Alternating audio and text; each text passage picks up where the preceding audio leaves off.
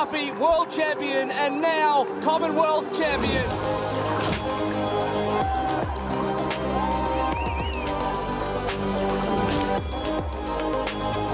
Laura is just so relaxed. You can see her just breathing easily.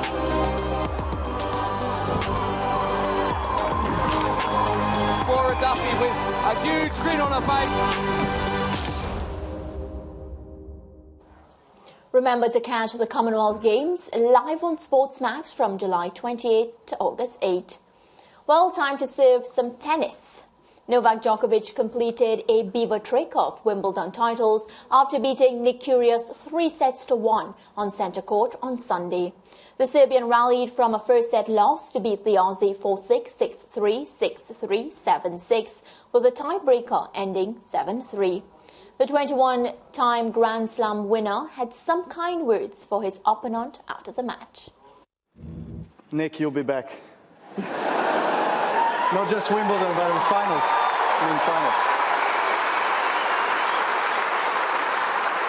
I know it's tough and to find,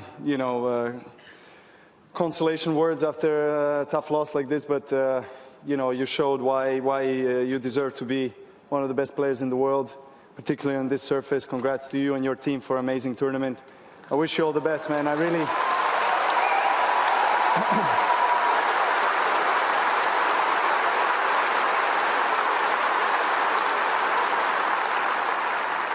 really respect you a lot. I think you are a phenomenal tennis player, an athlete, an amazing talent. I mean, you've been hearing all of that for many years.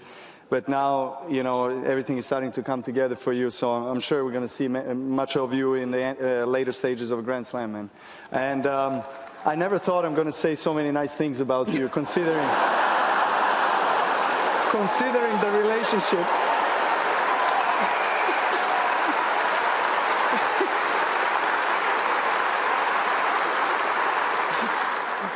Okay, it's officially a bromance. All right. Djokovic also spoke about his love for Wimbledon. I lost words for what this tournament, what this trophy means to me, to my team, to my family. I've said this many times.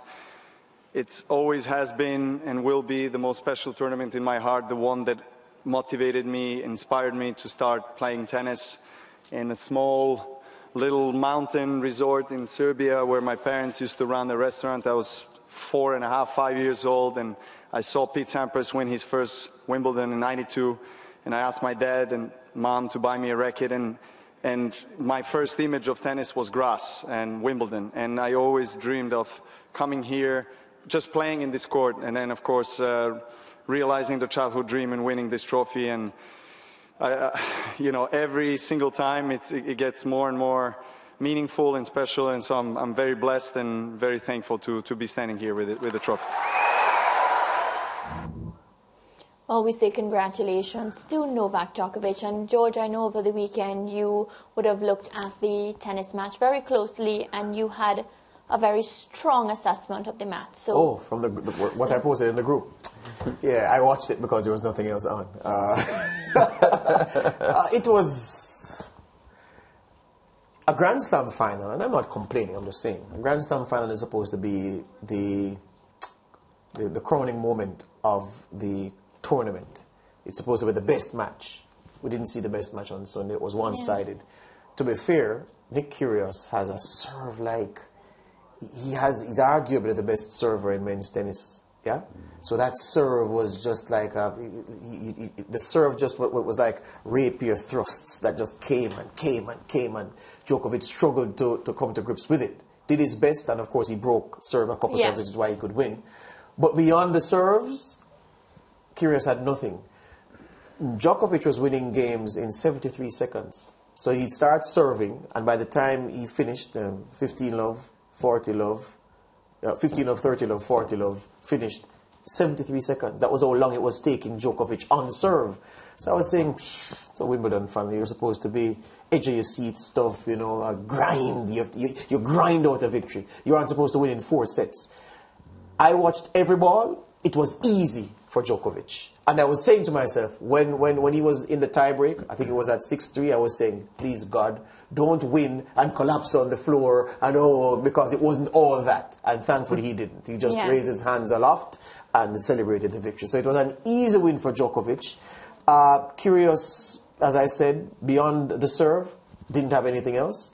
And I wanted to see a more competitive match. I didn't get to see that, but the Wimbledon folks love it for different reasons. And I was entertained, though, by Kyrgios and his antics, his rants throughout kept me entertained. But beyond that, nah. Well, Lance, this is Djokovic's 7th Wimbledon title. And when Kyrgios was asked about the win, he spoke about the importance of Djokovic's composure. And he said that, that gave him the advantage. What do you make of Kyrgios's assessment of Djokovic's win? Well, the first thing that we have to highlight is the newfound amicable posture that they have to each other, because Kyrgios had some very caustic comments about Djokovic in the past. I remember him in 2019, I think it was, telling or announcing that Djokovic is announcing himself as the best and potential greatest of all time. And he said he isn't. He said he has never even beaten me, so how can he be the greatest of all time? Roger Federer is the greatest of all time. Kyrgios had said that. And he also had some very caustic comments about Djokovic in January at the Australian Open when Djokovic was deported. And of course, Kyrgios had taken the Australian position about Djokovic and his, his stance on vaccinations and so on.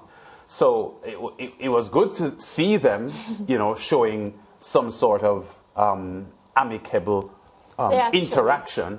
But Kyrgios was in his first Grand Slam final, and Djokovic has been one of the best players of all time. So I didn't expect too much of a threat from Kyrgios, but he started out well, and his serve, as George mentioned, posed a problem for Djokovic intermittently throughout the game. But Djokovic is far more experienced at this level, at this stage of a Grand Slam, and the expected result happened. Yeah, I'm looking forward to see how it goes, because they actually have dinner plans together. They had made a bet.